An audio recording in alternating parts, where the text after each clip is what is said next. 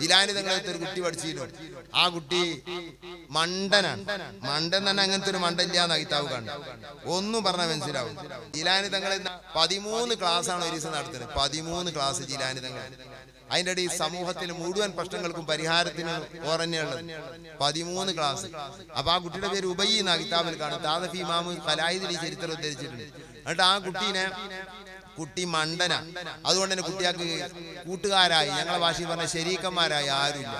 കാരണം മണ്ട കുട്ടിയാൾക്ക് ഓതി കൊടുക്കുമ്പോ ആ മണ്ടത്തരത്തിനനുസരിച്ച് ആഴത്തിലേക്ക് ഇറങ്ങാൻ പറ്റാതെ ആ മണ്ടത്തരത്തിനനുസരിച്ച് ഓതി കൊടുക്കണ്ടേ.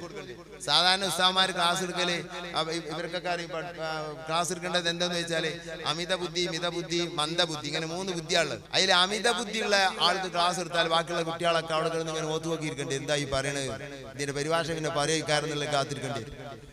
അപ്പൊ അമിത ബുദ്ധിക്ക് ക്ലാസ് എടുക്കാൻ പറ്റില്ല. മന്ദബുദ്ധി ക്ലാസ് എടുത്താൽ മറ്റേ കുട്ടികളൊക്കെ അവിടെ നിന്ന് ഇറങ്ങിപ്പോവുകയും ചെയ്യും.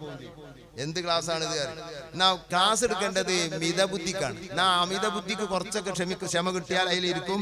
മന്ദബുദ്ധി കുറഞ്ഞൊക്കെ അതിനെ ചിന്തിക്കാനുള്ള ഒരുക്കത്തേക്ക് ഇങ്ങനെ ഓങ്ങും ചെയ്യും. അപ്പൊ അതിന്റെ ഇടയിൽ നിന്നിട്ടാണ് ക്ലാസ് എടുക്കേണ്ടത്. അങ്ങനെയാണ് ക്ലാസ് എടുക്കേണ്ടത്. അതുകൊണ്ട് തന്നെ ഈ കുട്ടിയുടെ ക്ലാസ്സിൽ ആരും പങ്കെടുക്കൂല. കാരണം എന്തുകൊണ്ട്? ഈ കുട്ടിക്ക് ഒത്തുകൊണ്ട് ക്ലാസ് എടുക്കാൻ കഴിയൂല. ആ കുട്ടിക്കിലേക്ക് ഇറങ്ങിയാലോ ആവശ്യമില്ലാതെ ആവർത്തനം 10 വട്ടം 15 വട്ടം ഒക്കെ ഇങ്ങനെ ആവർത്തിക്കുമ്പോൾ കുട്ടിയൊക്കെ നേരം കൊണ്ട് ചായ കുടിച്ച് പോരാ. അപ്പോൾ ഈ കുട്ടിക്ക് ശരീക്കന്മാരിലെ ഉദ്ദ എന്ന കിതാബ്, അമ്പലി മദഹബിലെ കിതാബ് ജീലാനി ഓതി കൊടുക്കുക. 10 വട്ടം 11 വട്ടം 12 വട്ടം ഒക്കെ ഇങ്ങനെ ജീലാനി പാപ്പ ആവർത്തിക്കുകയാണ്. അപ്പൊ ആ മനുഷ്യന് സ്വർഗം ആഗ്രഹിച്ചിട്ടല്ലേ ഇത് ചെയ്യുന്നത്? ഈ മന്ദബുദ്ധിക്ക് ഇങ്ങനെ ഓതി കൊടുത്തൊരു കാര്യം കിട്ടുമോ? അള്ളാന്റെ ദീൻ ഒരു കുട്ടിക്ക് പഠിപ്പിക്കാൻ നോക്കന്നെ കുറേ വട്ടം ആവർത്തിക്കാം. അതിനേക്കാണ് ആശ്ചര്യം എവിടെയെന്ന് അറിയോ? ഈ കഥ പൂർത്തിയാകുമ്പോൾ മനസ്സിലാവും. അങ്ങനെ ഈ കുട്ടിക്ക് ഇങ്ങനെ ആവർത്തിക്കുക. അപ്പൊ ഒരു ദിവസം അവിടുത്തെ അമീർ കാണാൻ വന്നപ്പോ ഈ ക്ലാസ് എടുക്കണം. അപ്പൊ അമീർ അവിടെ കാത്തിരുന്ന് ഈ ക്ലാസ് കേട്ടുകൊണ്ട് ഇങ്ങനെ ഇരുന്ന് അപ്പുറത്ത് ജിലാനി തങ്ങൾ ഈ കുട്ടിക്ക് ഒരട്ടം പറഞ്ഞു കൊടുക്കും. മോനെ കൊണ്ട് പറയണില്ല, കണ്ടനാട് കൊടുക്കുക. ഇല്ല, അടിക്കൊന്നും ചെയ്യരുത് മക്കളെ. അങ്ങനെ പിന്നെയും പറഞ്ഞു, മോനെ പറ, കിട്ടൂല. പിന്നെയും പറയും. അങ്ങനെ കഴിഞ്ഞ് ക്ലാസ് കഴിയുമ്പോത്തിന് എത്ര നേരായി. അതിന് മോൻ ക്ലാസ് കഴിഞ്ഞ് കുട്ടി പോയപ്പോ ഈ അമീർ കണ്ട് കടന്നിട്ടാണ് ഈ ഫിഖ് പഠിക്കുന്ന ഈ മോന്റെ പേരിൽ നിങ്ങൾ എത്രയാണ് ഉണ്ടാക്കി